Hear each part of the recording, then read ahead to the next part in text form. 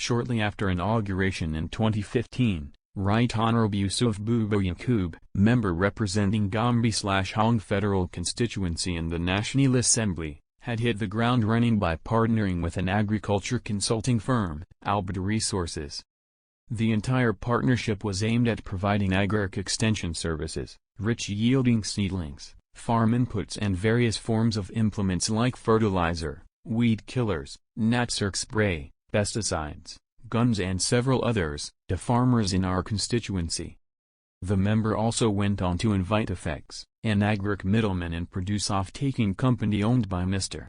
Tony Elumelu, to our constituency to partner the people in ensuring that all crops and foods, like groundnut and mango, that are overproduced and harvested in glut are not wasted, but are either stored or sold to the international commodity buyers at better FOREX rates. The result, even if some will choose not to remember, was a better remuneration for the efforts of our farmers and parents.